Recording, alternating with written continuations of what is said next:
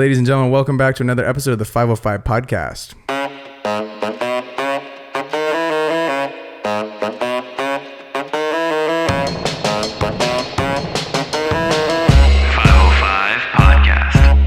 Today we welcome Alex Romo. Alex is a very talented travel filmmaker who has not only traveled to what seems like most of the world, but he has also produced work for some of the biggest brands such as Red Bull, Movement, Google, Panasonic, GoPro, just to name a few. If you want to learn how to travel with a camera for a living, this is the episode for you. Everyone, please welcome Alex Romo. Oh shit!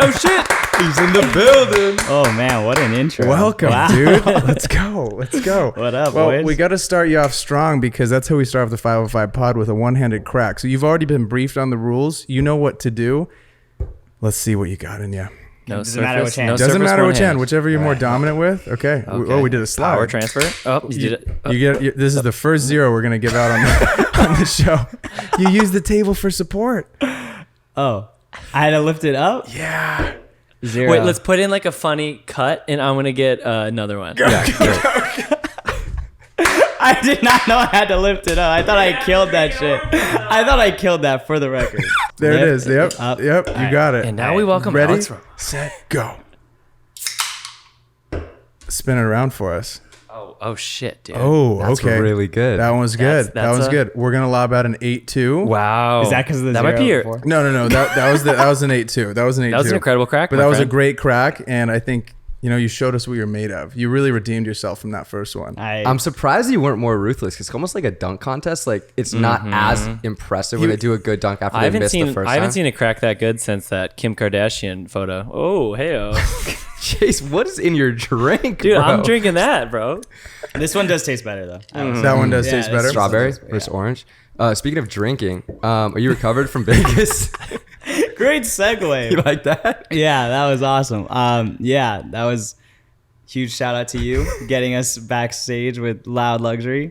I don't think you actually knew that. I was in Vegas like 2 days before that. I think you told me. But maybe I was a little were you drunk. visiting your girlfriend? Yeah, I literally I went on Tuesday, Wednesday, flew back Thursday, got a text saying 24-hour Vegas trip Friday. No And then way. I was like literally on the plane ride back. And I was like, am I really about to do this? I actually rode up, and like this time I didn't fly, rode up in a car, met up with you at like 2:00 Yeah. at Tao, Yeah. and then literally just had us a Just time. ran and it back. Yeah, and then I Just flew right back that back. next day. Alex had a great time. I heard you were crushing the food behind the stage. Yeah, and obviously a lot of the drinks too. It was- It was so funny. So they always order a bunch of food for the day parties, like, chicken tenders and quesadillas and fruit, whatever it may be. And Tao's actually a little bit like fancier food because it's attached to a restaurant, and nobody ever eats the food. And Alex comes in, he's feeling himself a little bit, and he's like, yo, Kosis, what's up with the food? I go, bro, go for it. And then Georgia was like, yo, can Alex eat that? And I was like, yeah, dude, nobody eats it. And he's just like fucking I was going to munching. town. It's game season. I love it that. was literally that stuff was I felt like it was just an all you can eat buffet, and I 100%. literally was just like, I'm gonna eat this Party because for of- one. Yeah. Party for one. Yeah. And I just kept going back. I even sat down for a little bit, took a little bit of food. Yeah, that was awesome. Thank you for that. Of course. I want to take it back to the beginning, but because we brought up your girlfriend, I kind of wanted to just get right into it because Oh, it's man. a pretty crazy story. You met your girlfriend off of TikTok, Oh, what? which is crazy. Let's Can go. you share that story? Because this is like amazing. Yeah, so I definitely think TikTok can be the new Tinder, Bumble, whatever you want to call it. Yeah, so actually it goes back to even further from my buddy Sam. We had a conversation, we were traveling, doing all the whole bit, and he was like, oh, like, you're single, like, are you talking to anybody and all that stuff? And I was like, dude, like, I'm really just trying to, like, I was trying to grind at that time. Like, I was like, girls are fun, cool, like, I'll talk to them and stuff like that. But I was like, I'm trying to, like, work, like, and try to get this going and all that. And then he made a running joke called, like, Alex Romo is single. And it became, like, wildfire. Like, I'm not even joking. Like, I would hop in calls with clients, and they would know me from that. No way. Like, literally, they're like, oh, this is Alex Romo is single. And then, like, Oh my God. literally, and then I made, like, a TikTok, started throwing up stuff on there. And then I would post, like, some videos, and, like, I got a big reaction from like a lot of girls and stuff, and Yeah. yeah, it was cool. But one in particular, my girlfriend commented on one of them, and she was like, and I didn't even see it. Like I was like literally with my boy, and one of my best friends like would go through all my comments on TikTok, Funny. just like Just scoping for me, browse. like just seeing. Hired And an then- intern just to go through his like Instagram DMs and TikTok comments. Yeah, and he was like, oh, like, and I think she commented, she said like, I would be your friend, but you have like enough friends. And then I was like, Ooh. he saw it and he was like, dude, you should respond. And then I said, I would drop them all for you. Nice. Just Great. Kid is yeah, smooth yeah, with yeah. it. Great call. And then my buddy commented back. He was like, bro, like what? And then he was like, you can have them. Like, and then she was like, oh, like started shooting a shot. I DM'd her. Long story short, she was actually in Miami. I was in LA, and she flew all the way to come meet me. What? And it actually ended up being first date. I took her snowboarding and taught her how to snowboard sick. in Big Bear. And then the next day was my film premiere for Canon Oh, with such Sam a in Norway. flex, So I dude. felt like a really big hotshot at that time. So it was this whole thing, and yeah, I got really lucky with that one. Showing her And the LA life. yeah, so so funny. it That's was incredible. pretty wild. Now we're dating. And, How long you been dating? 4 months now. There it is. Yeah. Let's That's go. awesome, dude. Let's shout go. out to Michi. I love you, babe. Ooh, There it is. Love There you it after is. 4 months. I Yeah, love that. yeah. She's a dime. She's Hell yeah, amazing. dude. Good amazing shit. girl. Amazing girl. Yeah, I got to meet her. She was super cool. That's sick. Yeah. In Vegas, which is Yeah. awesome. Let's take it back to kind of like the start. You grew up in San Diego, right? And Yeah. you went to USC for college. Yep. You were telling us that you're actually the first of your family to graduate college. Wow, that's sick. Like, Yeah. first of all, congratulations. That's an Let's go. amazing accomplishment. What was that like? Like, your family's reaction? How did Yeah. you feel about it? If you can kind of go into depth about that. Yeah, I always, ever since I was like 5 years old, I always wanted to go to USC. Like my Okay. family grew up like Trojan fans. Like literally, we would watch the games, do all that bit. And then I remember I was like, I gotta get good grades. I got super good grades in high school. I think I had like a 4.5 GPA or something Holy crazy shit. like that. Big Like, AP guy. Yeah, Oh, yeah. AP Didn't even know that- classes and okay. all that stuff. Didn't even know it went up that high. Not for our classes. Not the ones we were in. Yeah, What's so- AP stand for? I don't even know. So that tells you as much as I know.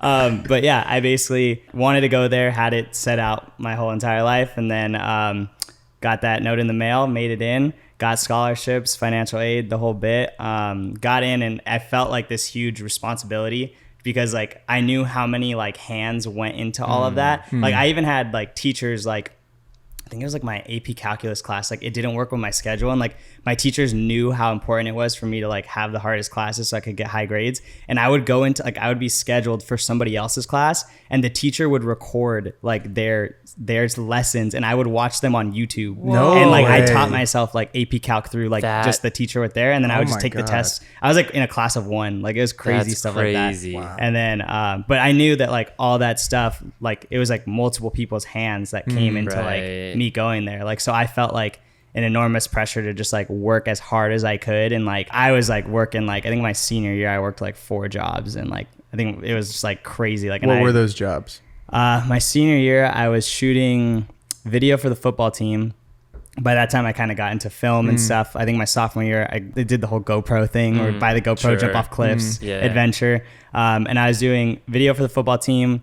I was working for NBC Universal, a video internship with them. And then I was working for Red Bull, doing like a marketing internship. It was like a student brand manager marketing thing that I had an internship over the summer. They kept me on with that. And then I was working like a work study job to help with like just extra finances and like, and I was still bro. trying to get good grades and all that stuff. It was a grind. How did Like, you balance all of that? And do you think that work ethic that you had in high school, did that carry over to the stuff that you're doing now as a that's what I was professional? Yeah, I would say that I could just attest all like hard work and all that stuff. I mean, my brother taught me when I was younger that like if you want to do anything, like just work hard at it and you can do anything in this entire world. And like I carried that with me and it was just like I knew how many people like invested in me that I was like, if I'm going to take all these sleepless nights, like I was still like studying and doing all that stuff. And like, I was like, I have to work so hard just to make sure that like their effort didn't go to waste.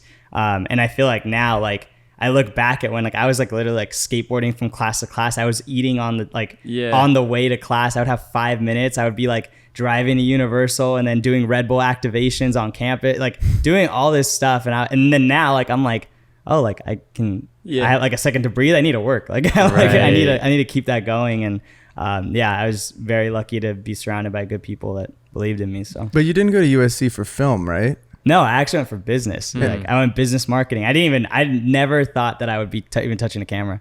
Like it's crazy. So after high school, you thought that it was kind of like over at that point, or you were still very passionate about it? And you're like, I'll just go into business. I didn't pick up a camera until sophomore year of college. Like okay.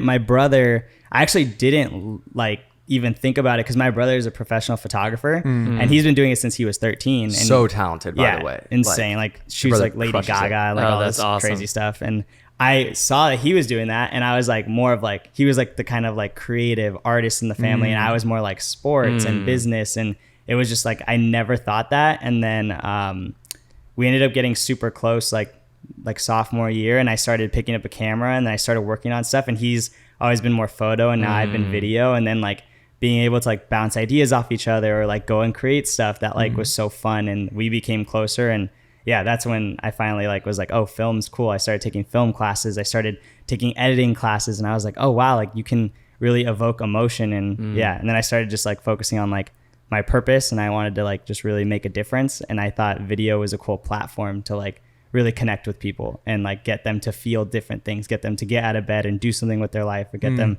to like resonate with a message that you're trying to send. So Being the first of your family to go to college, right? And like obviously working your ass off to get there, was it a big leap of faith to say, I'm not going to get a job at like a marketing agency and take the $70K a year and like I'm going to fucking invest in myself and try to make videos for a living? Was that like a big jump? actually it's crazy because like I feel like I hear so many of those stories of like I just went for it, but like I've always been like super strategic in everything I do. Like I love risk, like don't get me wrong, but like I like taking calculated risks. So like I think about like when I graduated, I actually took like a kind of 9-to-5 job, and I was working at NBC Universal. I was in like a graduate program and stuff.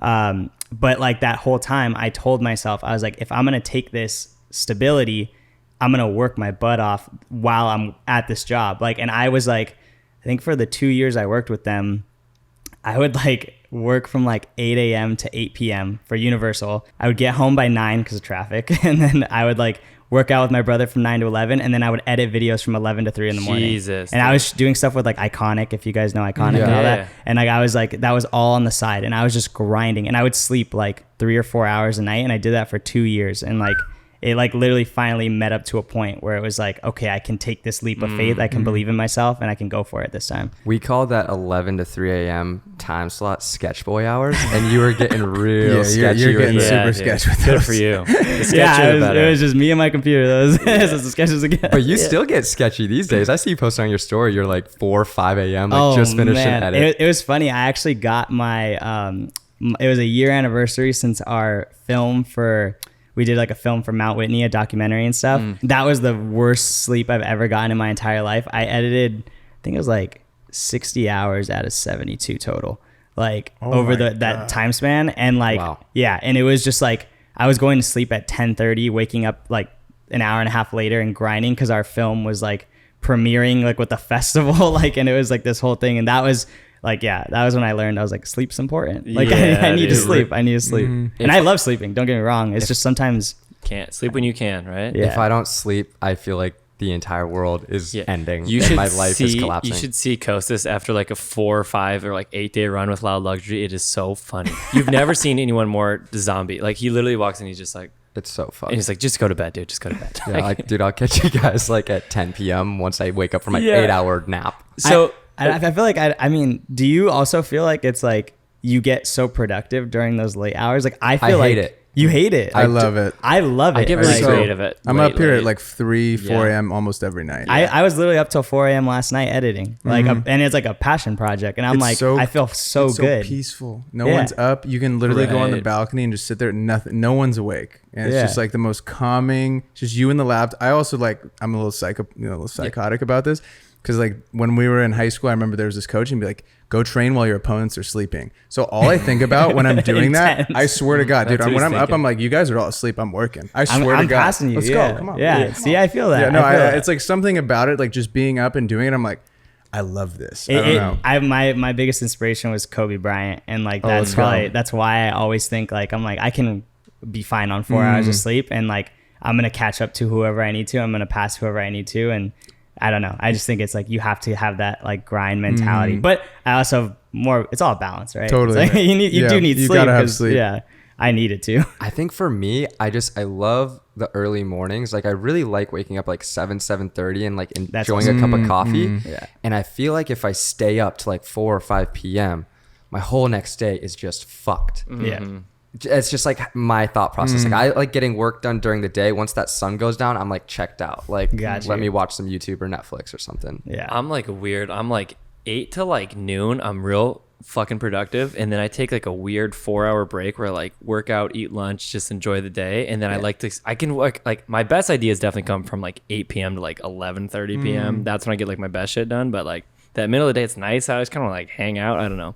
Everyone's fucking different, huh? No, I agree with that. Cause like even like I have so many friends, and like this is also like a weird way that we collaborate and work is like me and my buddy Sam, like he's a morning guy. So we'll grind on an edit together, and like he'll work from like 10 a.m. to like 10 p.m. And then he's like, I'm going to pass it over to you. And I'm jumping in at 10 o'clock, and then I'm working till like 6. And then he's like, just send me the version you have, and then I'll keep going. And then like, it's like a kind of a bad cycle. Like I think we should fix that. Yeah. But it's like we've like found ways to make it work for like both of us and be collaborative and just get It's almost like having a clone. I've always thought like, man, if there was just another one of me that I could like pass off some work, you know, it would just be so much better. So you guys have this system. You're like, I'm working 18 hours a day, son. Right. That's how we're trying to pump out some stuff. Yeah, that's how it goes. That's incredible. And I do want to get into your work stuff with Sam, but you mentioned your documentary with the Mount Whitney thing. Can you touch on that and tell us a little bit about it? Yeah. So it was a really cool opportunity where if you guys know Vincero Watches, they basically came to us with this opportunity of like telling this story, and our friend Jack ended up submitting for it and winning this contest. And Jack is a recovering quadriplegic. So basically he got into a jiu-jitsu accident, got paralyzed from the neck down, and was told he could never walk again. But before that accident happened, he was actually going to summit Mount Whitney, and basically got paralyzed, told you're never walking again. And through physical therapy, surgery, he was able to like recover.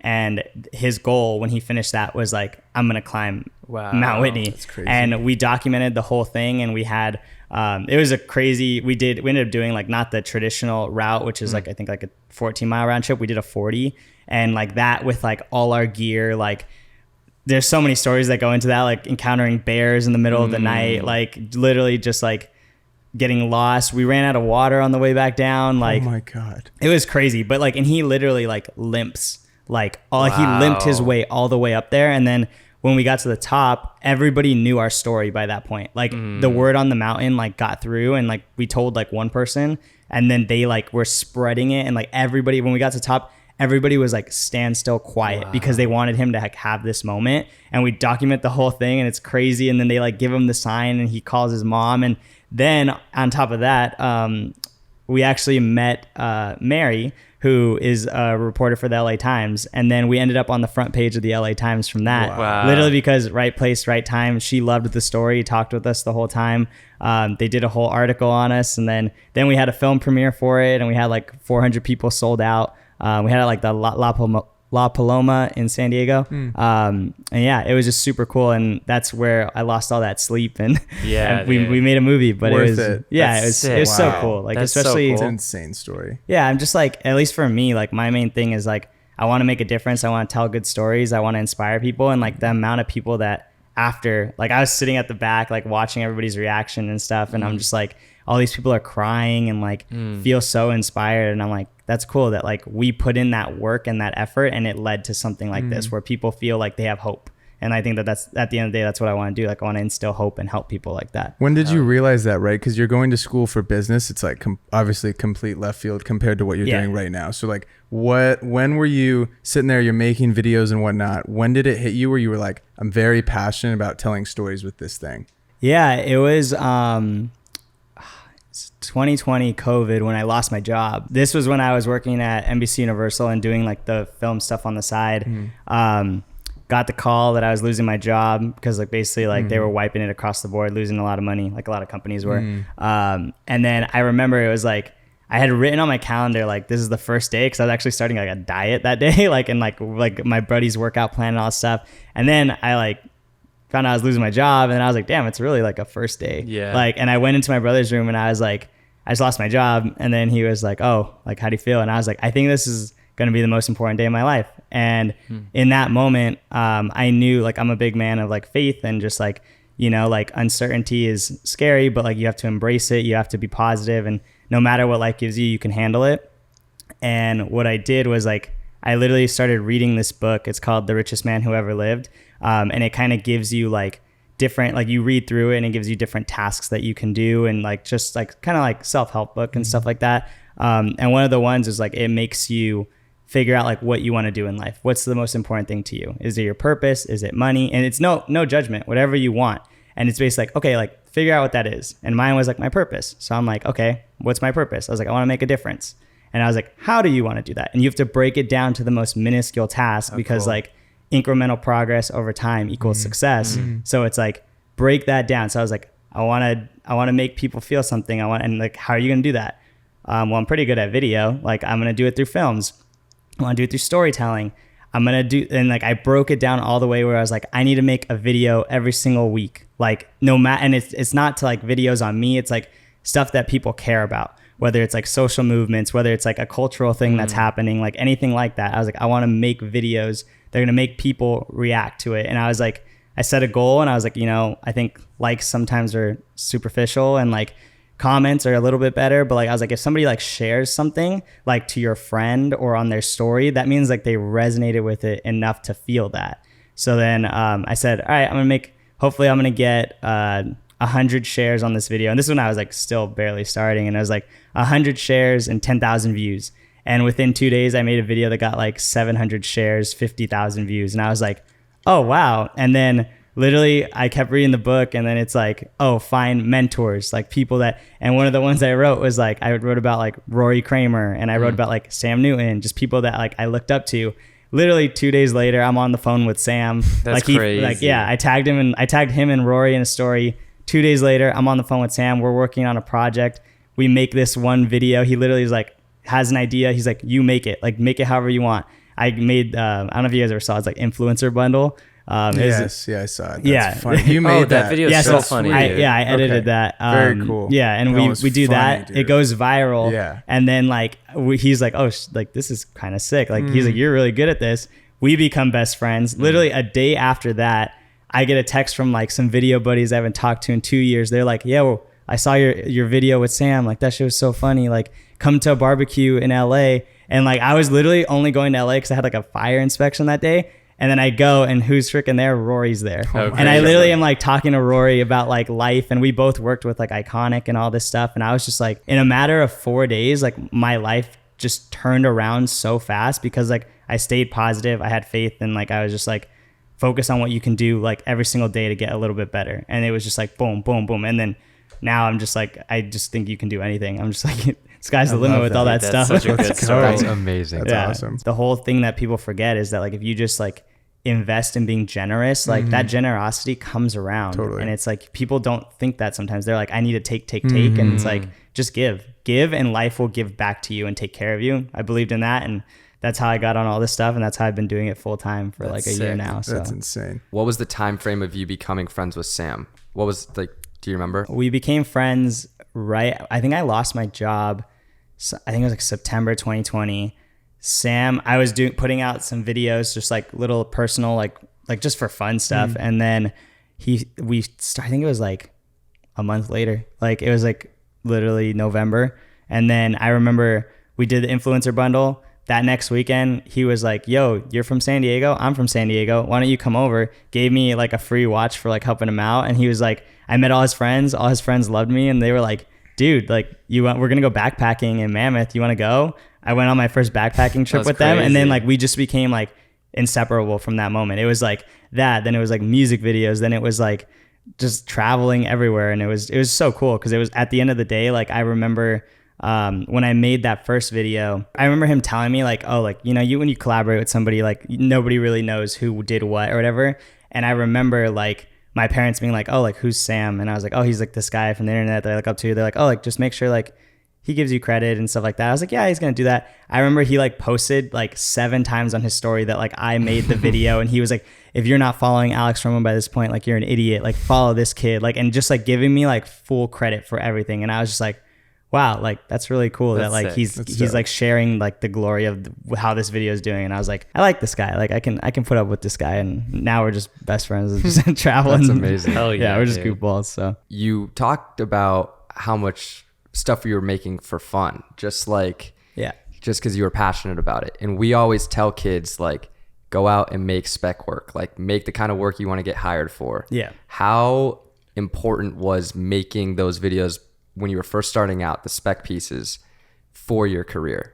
I think honestly, I've gotten all the jobs, like the highest paying jobs I've gotten from has been jobs that I've made for fun. Every There time. it is. Every time. Dude. Every Like fucking time. I think the video I made, I remember this. Sam saw I made a Michael Jordan video because The Last Dance was coming out, and I made like this super sick edit. That's the one he saw that led to all this. I remember I did a music video for Google, which is like big budget whole thing.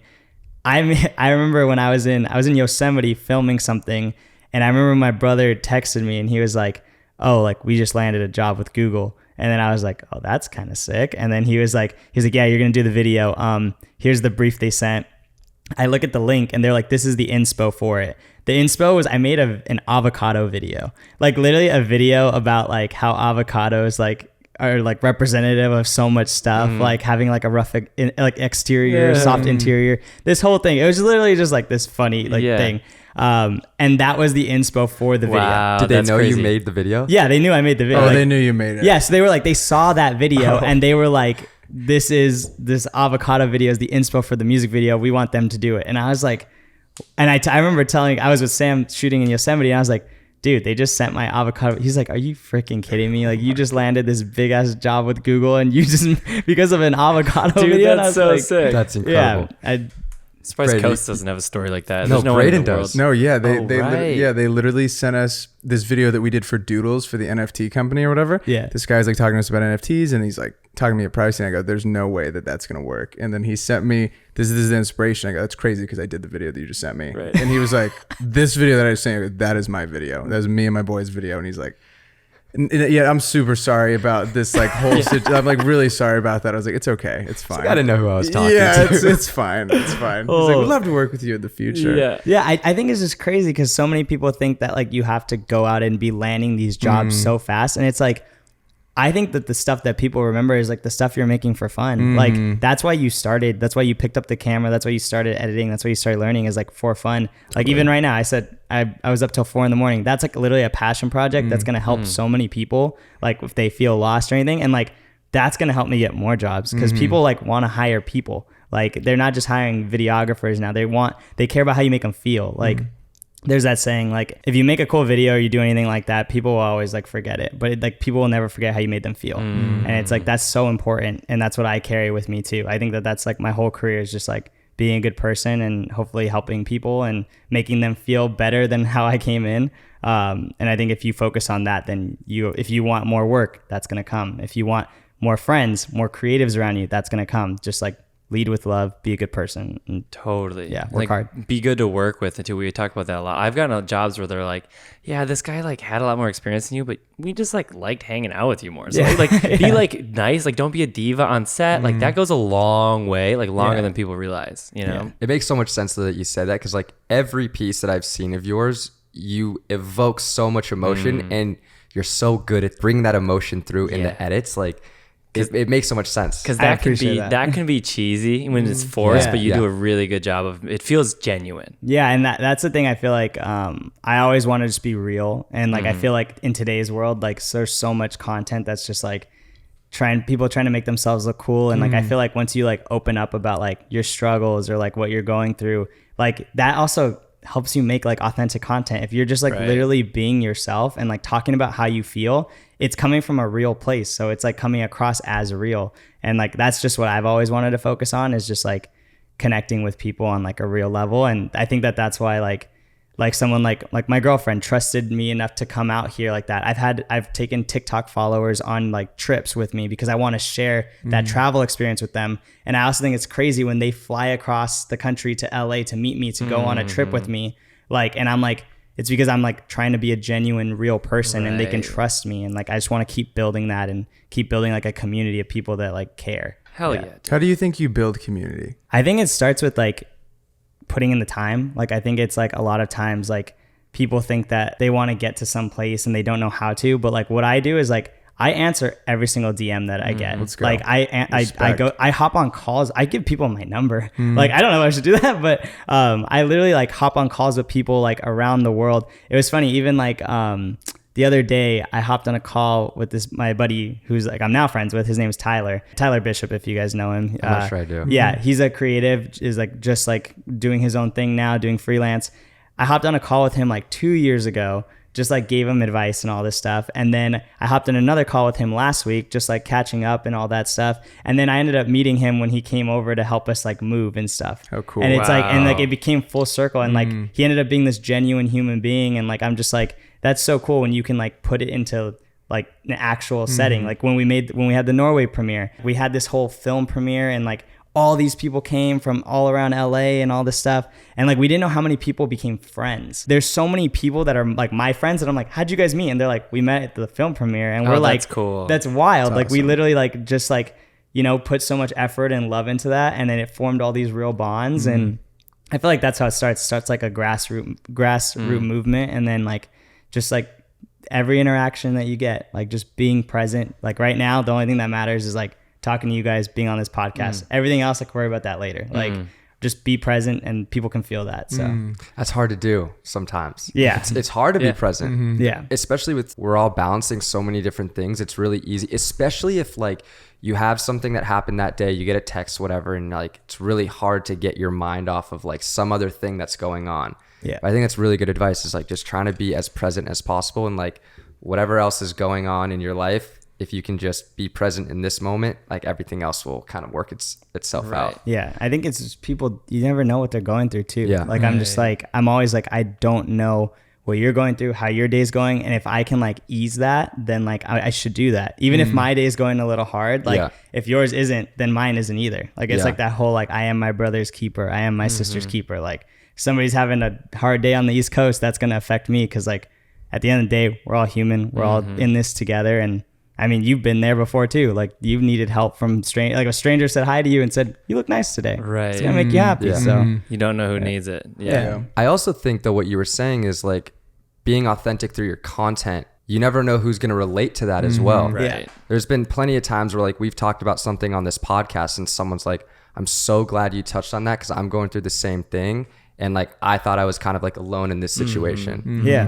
Which I think is a beautiful thing. I think, dude, people got to do that more often. Like, I 100%. think they're all tired of like Instagrams just being super polished, everyone's super hot, like whatever, you know. And I think that's why TikTok has been so successful, is because it's like you have people that are just doing their day, like people are just doing their day, and there's nothing crazy about it. It's like, this is what I do today, and it's like there's like a human aspect of that. Like, oh, sick, you went to the fucking laundromat, like cool, like I do that too, whatever. You know what I'm saying? They're just like, he does laundry too. Yeah, he does laundry too. That's awesome, man. He's normal, because we're just so tired of seeing just like the same shit over and over again. And I think it's like finally coming full circle where it's like people are being more authentic, you know? Yeah, I think with that, like when I was doing the whole TikTok stuff, like my TikTok's really like travel based and all that. And I just didn't want to be one of those people that's just like, look at where I'm traveling. Like, this is so cool. Like I wanted to like, I started seeing how many people like felt like they couldn't do that. And that's why I was like, I want to bring people on, and like, I want to take people with me on adventures and do all this stuff so that they can feel this sense of like community, and that it's real and that it's attainable too. Like if I'm just a normal kid from San Diego, and if I can do it, like you can do it too. And I remember the first time I literally brought some people, and like they got to see me in action, like film stuff with my friends and do like, we were like camping and all this stuff, but I'm creating content at the same time, but also like balancing it. So it feels like good to shoot, but then also good to like live in the moment. And I remember like I found out one of those people was like going through depression, and this helped them so much. Wow. And then the other person was like, yeah, I've like, wanted to do this, but I never knew how to. And seeing you do it, like, it's really cool. And like, I can do that with my friends, and being around people that are supportive. Like, and I didn't realize that when I brought them. Like, I literally just like threw up on TikTok, like, hey, I'm going to bring 2 people with me on this trip. And then like, I made like a little Google form of like, just trying to figure out where people were from, like who would be down, like why should you come, and I wanted to see if there were like genuine answers. And like, I had 700 people submit to that. And I was like, oh, wow, there's like people took the time to like fill out this thing. And I was like, okay, like this can build into something, which I want to keep elevating it and going with it, working with brands on it and doing that stuff. But it's like, okay, cool, we have something here that can really make a difference and create community. That's amazing. How do you find that balance when you're traveling? We've talked about getting the shot versus living in the moment, and how sometimes getting the shot is so much more worth it, because you're like, yo, I got a banger, like fuck it. How do you find that balance of like knowing when to pick up the camera or put it down, be in the present versus capturing a moment? I think it's with me and like our group of friends that we have, we're always goofing around and joking. Like, I don't feel like we're like the conventional, like when we did like Canon or Mount Whitney or anything like that, it's like, yeah, we're shooting and we're making this really beautiful thing, but we're goofing around the whole time. And it just like feels, and that's the part where it's like, I guess like finding the balance of like being goofballs, but also like making sure everybody gets their work done. And I feel like it's like when you surround yourself with like driven people, they're going to get it done. I mean, at the end of the day, like I'm just happy to be there and just happy to be with my friends. And yeah, so I try to figure out, like, I'm like, okay, like, can I miss this one so I can like just enjoy it? And it's always hard. Like that's, I mean, I guess that's the easiest answer. It's hard. You just kind of, if you really think it's a banger, get the shot. But like sometimes like I was just on a road trip to Big Sur, and there was like so much, like we were busting out like crazy content, like just content. And then it was sunset, and we went to like this beautiful swing on the beach, and it was like this iconic spot. And I was just like, I'm good for today. Like I can, like, I know what I have, and I know I can make something with that. But like this one's just gonna be for me right now. Like I just want to live in this right now, and that's okay. Dude, going off that more specifically, so I make a lot of like the videos I make, and like the videos that I started to get work from were like literally like hiking trips with my buddies, and I would just like film it and shit. Yeah. It's like the hiking videography is a whole new animal, dude. Because like Jimmy Chin. No, I'm not Jimmy Chin. But I am saying that's not what I'm getting at. It's what I'm saying is that you're getting the shot, right? You're getting the landscape, and then your buddies are fucking down the path, right? Man, yeah. So I like film, and then I run, catch up. Oh, yeah, guys, I don't know, yeah, it's a pretty good shot. Yeah, I'm doing good. And then like they keep going, and you do it for like 12-mile hike. It's exhausting, dude, because you're just like doing like interval training. You're doing double. Yeah, you're doing double. You're filming, and then you got to run, and then you got to go back, and then like I'll put the camera down, walk in front of it. And then, you know what I mean, dude? Yeah, that's exhausting. Yeah, what I was telling you, when I've had so many times like that. When we were in Norway, we're scaling this like insane mountain, like literally snowshoes on, and like I'm carrying the C70, which is heavy, like, and no hiking poles because I'm trying to shoot everything. And I'm literally like, I see everybody walking, I'm like, they're so far. Like, I'm by myself right now. Like, just like keep pushing. Like, I can't get any shots anymore because they're super far. This happens to me too. Just like, should I put this in my bag? Like, I have like a drone in my backpack. Like, Mount Whitney, I was like, when we summited that day, I remember we started hiking at 2 a.m. in the pitch black to get to the top. For sunrise, so we had like really cool shots. And I remember like I literally made it a priority with my buddies Sam and Chase. I was like, yo, like because I had the A7S III, so like of course I'm the low light guy for that whole sequence. And I'm like, no, we're switching, like we're rotating this stuff, because I was literally hiking and I was like heaving, like I was like, dude, I'm dying right now. And like I literally was switching cameras with them, and that's how we kept rotating so that it was like fair. But I totally feel you on that. It gets so hard sometimes. Good for you for going. We should get into the Norway. So I've been to Lofoten. I went there in the winter too, which is the best time to go. And beautiful place. In the summer, they get 1 million visitors a summer ever since what's the Let It Go movie, Frozen. Frozen. So Frozen is based in that. Sing it a little bit. In that area. I don't know that song. Let it go. Anyways, but apparently they never got. Oh, it's so good. Great movie. It's like a little fisher town. They never got any visitors, and then that movie comes out, and now they get 1 million a summer. And there's like 6 cabins. Yeah. There's like 6 little red cabins along the way, and like, but in the winter, that's when you should go because there's like no one there and it's sick. Anyways, yeah, that's when I went. It was beautiful. Stayed in the red cabin. Stayed in the you got in the ones with the little postcard. Yeah. Probably stayed in the same one I did. There's like 4 of them. That's awesome. Where would you like to go next? Wait, hold on. Before we get into that, I want to let's hear about this Norway trip. Yeah, because the video is insane. The video is insane. Yeah. Tell me about Norway. Yeah, that was with Canon. So that was me and my buddy Sam, Luke, and Julia. We set out, made a film on our friend Julia, just insane story. Really talented photographer. But the whole time, like, we're shooting, and oh man, looking back on it, it was pretty crazy. So basically we went out to shoot the Northern Lights. And then the whole COVID situation happened, and like, it was like our flights were getting pushed back and all this stuff. So we actually were missing the Northern Lights. So the whole project that we pitched and talked about, we had to scrape that. Oh my God. And then we finally get to Norway, me and my buddy Sam, and then we're like, okay, we're here. Like, we're going to make this film on our friend Luke. And then we were like, Luke's a crazy photographer, super talented too, like Julia. We're like, we're gonna make it on Luke. Then me and Sam get thrown into quarantine because we were vaccinated and everything, and it's like all good, don't have COVID, we test negative and all that stuff. But when we get there, like, they don't accept the US vaccine. So it's like, we don't have a vaccine. Oh. And we were like, but we do. And they're like, what do you have? And we had the paper, and they're like, it's not in our system. And we were just like, what? And they're like, you have to quarantine for 5 days. So then, like, basically, like, I got out early and Sam had to quarantine a little longer. But like, I'm basically like, we're in this like a little sketchy hotel, like, looks like a hospital. And we're like literally just like in, like, we couldn't even stay in the same room. Like, we were literally like in separate rooms, like the walls between us. And we're like, okay, we had 7 days to shoot this. Now we have 3. Fuck. Oh my God. It's one of our biggest projects. And like, the whole time we're just like trying to stay positive. We're saying like, you know, you got to be adaptable. But in hindsight, like, the cool thing was like that we were making a behind the scenes film, and it was writing itself because like, we were getting quarantined. We missed the Northern Lights. We're getting quarantined. Like, everything's changing. We're remaining like, it was like so cool that was easier to do. But then I basically got out, had to start shooting A cam when I was going to start shooting B cam, and just kind of supplement it all. And then, yeah, we went out, and it was super cool because we actually had 2 followers that reached out to us, found out we were in Norway, and they were like, do you guys have plans? And at this point we were like, everything, we're up for anything, like, whatever you got. And then they come in and they're like, do you guys want to hike this? And we were like, how do we hike that? Like, and they're like, we'll give you snowshoes. They have these 2 beautiful white dogs. They're like, you guys can use them in the film. They're beautiful. Like, I remember seeing that. Yeah, Laika and Luna, beautiful dogs. Great names. Just like these, like, and it's like, this guy comes up, he's just like this his name is Paul. He's just like this Norwegian man. He's like the coolest guy I've ever met. He like literally like kite surfs up the whole thing, like up the mountain with the wind, and then he's like, yo, I'll meet you guys back down there, pulls out a foldable snowboard, snowboards his way back down. And I'm just like, where are we? Like, I was like, dude, what is going on? And like, I'm just like, that was when I was at the C-70 like dying, and this guy looks all cool, and I'm like, I just look like the fucking Viking is sailing up the mountain. Like, and then that was the whole Sam ends up meeting up with us. We shoot the whole thing, and we end up seeing Northern Lights, which was cool. Nice. And then we put on this whole film premiere for Canon, and they loved it. They loved the main film, the behind the scenes film.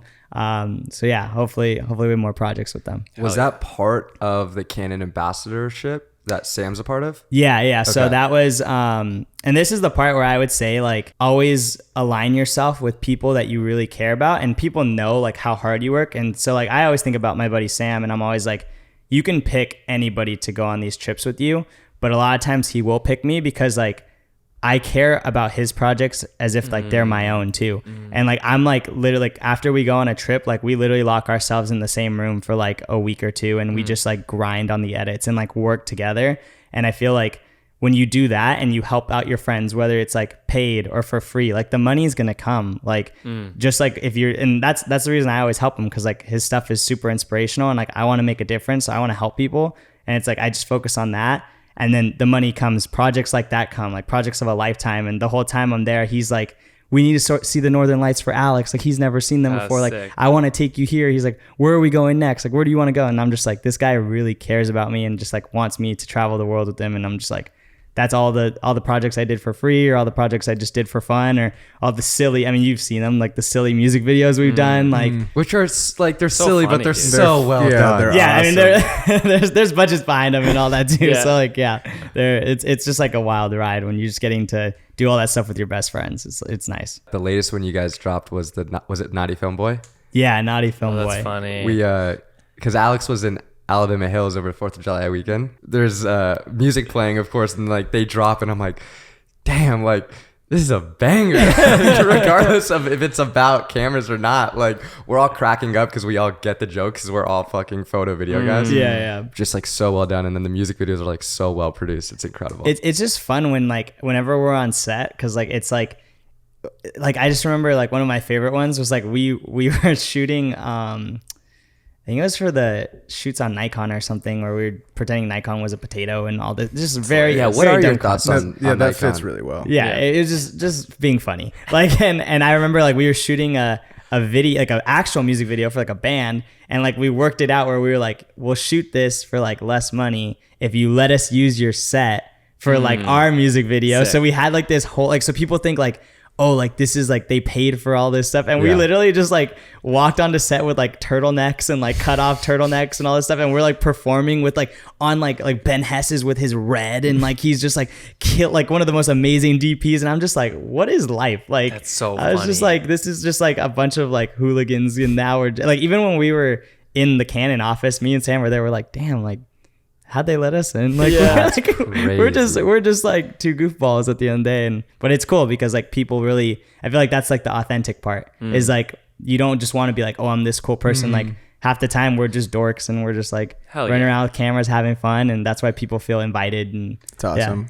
It shines through in the work too, I'd say. Yeah, definitely. Another one of the pieces that I absolutely love that you've made is the spec piece that you just made for fun about Derek Carr. Oh. And then he posted it on his page. Yeah. That's so cool. Like, one, how did you get all that footage? It was from your friend, right? Yeah, Who shoots yeah. for the Raiders?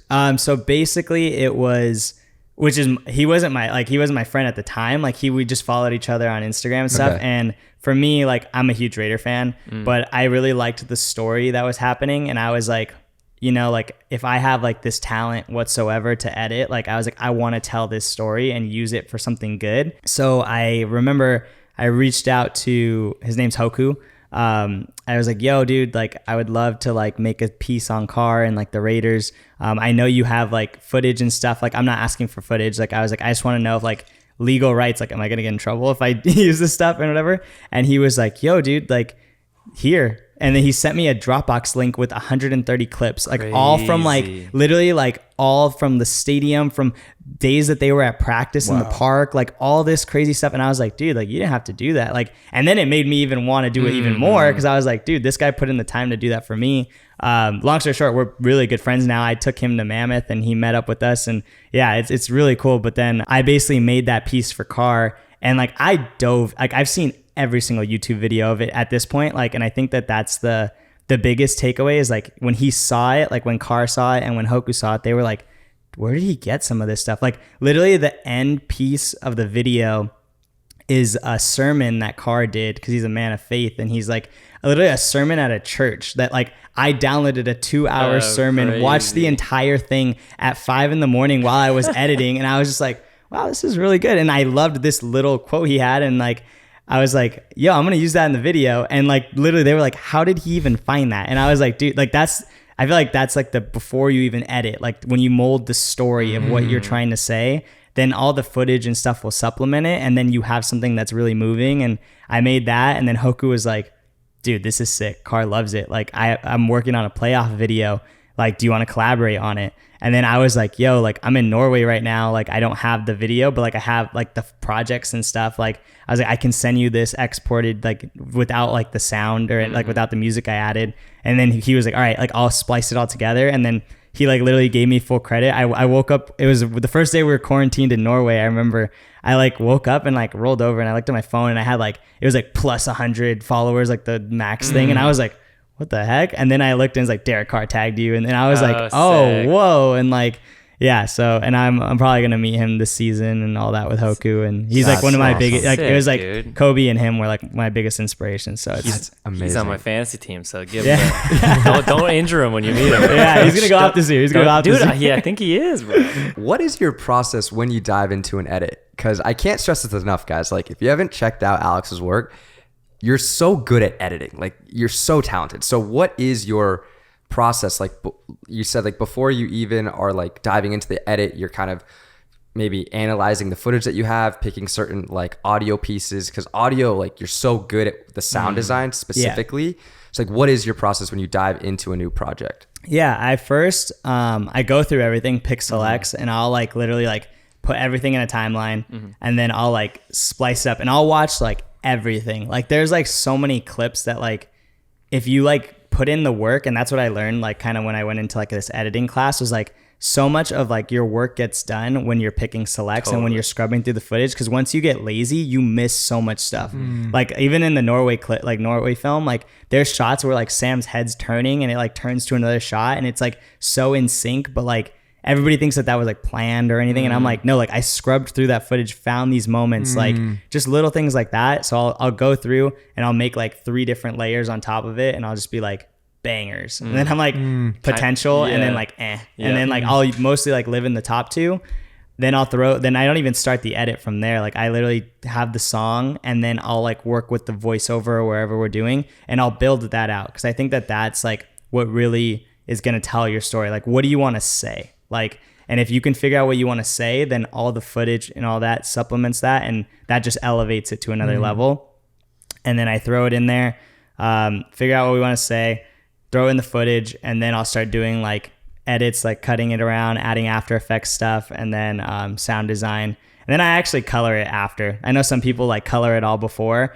I just like throw so much stuff around that I'm just like, I'll color it after and figure it out. But yeah, it's just like, I think that's the part where you win, is when you like put in the work beforehand to like find all the selects, and then find those moments of like that people are going to resonate with. And then also, just matching the right stuff, creating movement and flow and all that. But dude, I couldn't agree more. I feel like people get confused when they think like a good editor is like someone that knows how to like do a lot of effects and shit. It's like the person that can just, you don't get paid to use Premiere. You get paid because you pick the select. You pick the shots that like need to be in it, you know? It's all taste. That's what an editor is, right? It's like, and it's really like, I got to work with this really good creative director once, and he like pulled selects like behind my back kind of. Yeah. And he's like, why didn't you pull that? I'm like, it's just like this weird blurry like pan thing. And I'm like, what do you mean? And like started pulling stuff that like he was using. And all of a sudden I'm editing like weird stuff. And I'm like, this is awesome, dude. Yeah. Like the selects is when the whole thing is made. So like if you're not making a string out and pulling selects, do that. That's the most important part. I feel like there's also like a subconscious part to editing. Like a lot of people don't like focus on as much. Like I learned in my editing class, which is actually why I got into editing. Like there's so many different things that like, for example, like if you ever watch films, like I watch a lot of movies and films, and I'll watch movies twice so that I can study them. The first time I'll enjoy it, and the second time I'll watch it for the editing.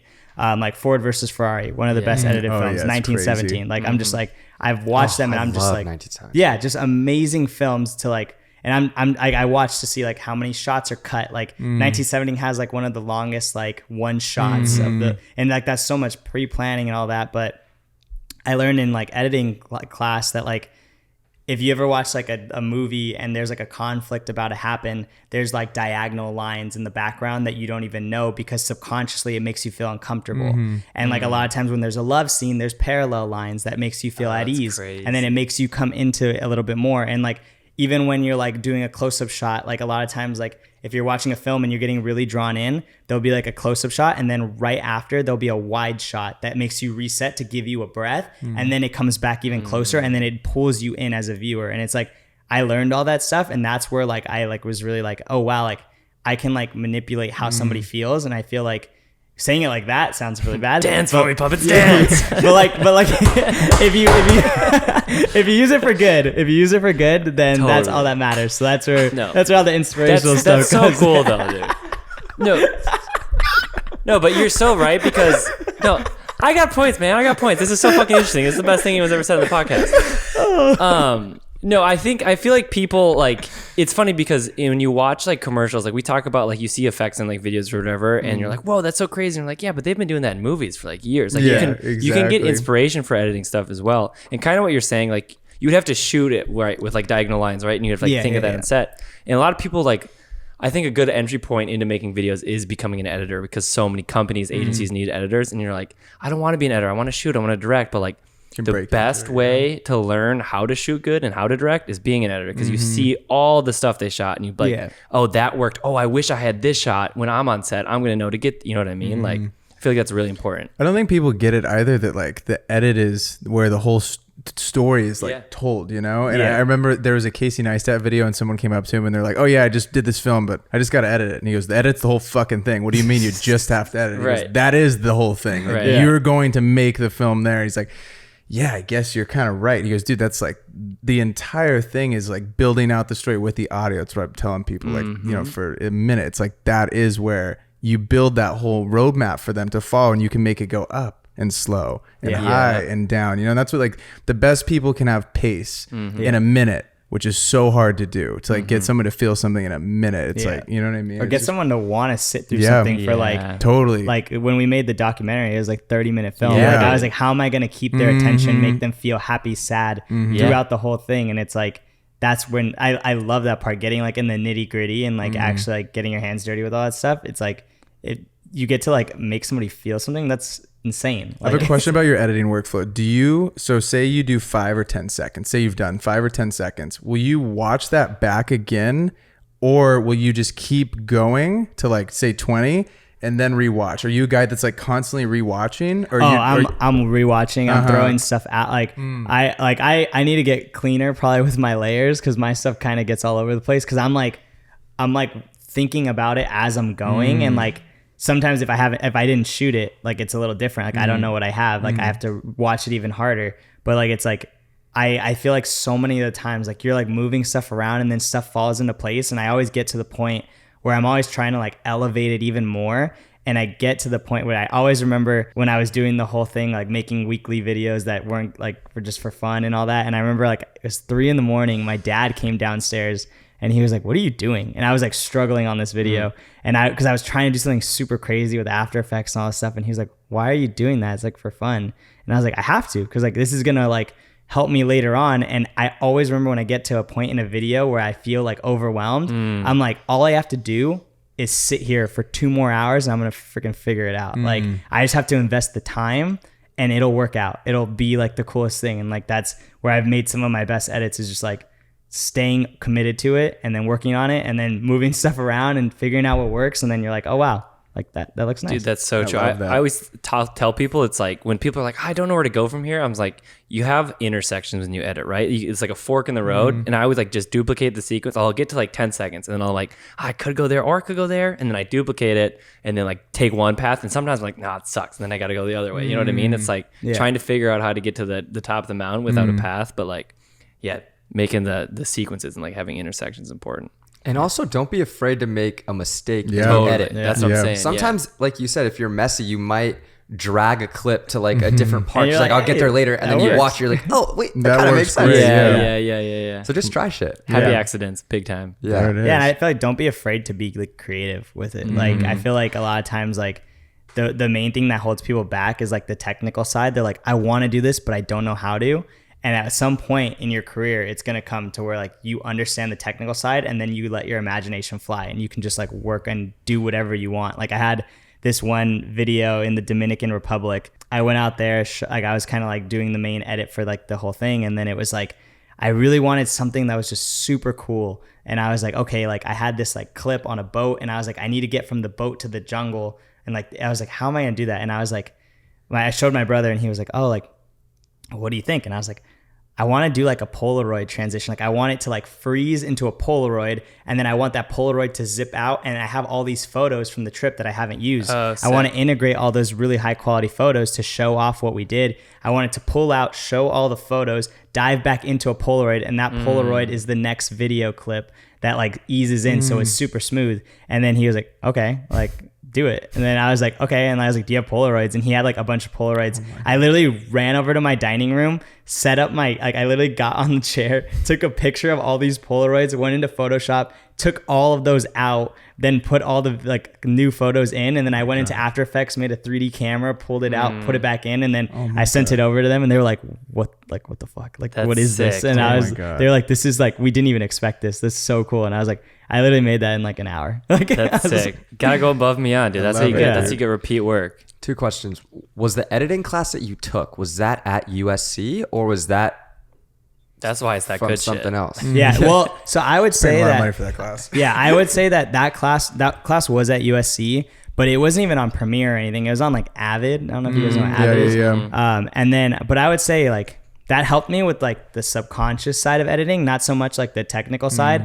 All the technical side that I learned is from YouTube. Like I literally like there's like I was just joking on the way here when I was on the phone. I was like, I owe my whole career to this like little girl on YouTube. I think her name is like Venture Films or something. Because like I watched all her YouTube. She would do like the Mac Como transitions, like all this stuff, and she was just like a little girl that was doing After Effects and stuff. I remember this. I've seen her videos. Like, oh my god! That, like literally, I owe my whole career to her. I hope one day I get to meet her and shake her hand, because like I'm like, but that's also the beauty of it, is that like if I learned on YouTube, anybody that's interested in this can learn if they put in the time. Like there are so many times like people like I knew that were like going out and stuff, or like they were gonna go do this, and I was like, yo, like I gotta watch YouTube videos, I gotta watch YouTube tutorials, like I gotta study this stuff. Like I would wake up in the morning or stay up late at night and just be like taking notes and like trying to figure out how to do certain things, so that when the opportunity came, I'd be ready to like be able to execute on it. So did you write those things down, like those goals that you had? Because I feel like so many people are seeing,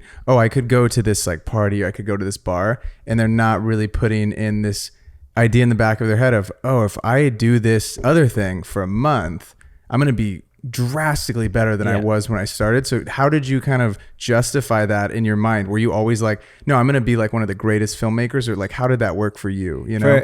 For me, I just feel like, and don't get me wrong, I love videos and I love storytelling and I love that stuff.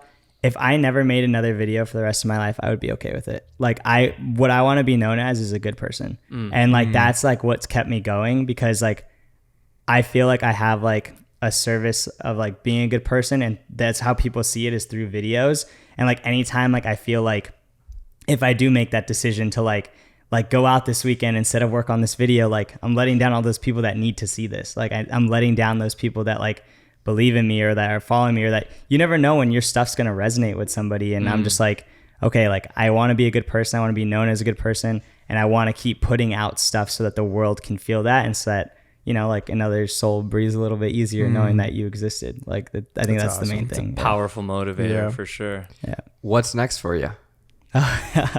Well, we have some stuff in the works. We've been traveling a lot. I have a couple projects that I'm really excited about, personal stuff. Just stuff about community, stuff about, I mean, it's all this talk like is really cool. Like looking back, and like, it's crazy to think I've only been doing this full time for a year. Wow. Like with all like the Canon stuff, ViewSonic, like Artlist. And I'm just like, okay, like this has been like a crazy year, but like I want to build out like my personal brand and keep building that. I think personal branding is so important.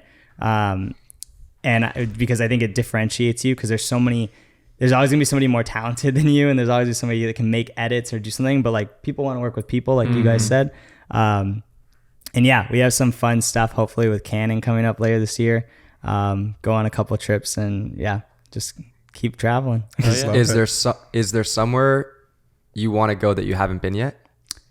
Yeah, it's Iceland. Same. I've never been. It's on my list, and I can't say too much, but yeah, it might be happening. I'm pretty sure. That's incredible. Okay, we always ask these two final questions. If you could talk to your 18-year-old self, what advice would you give 18-year-old Alex Romo about this journey that he's about to embark on?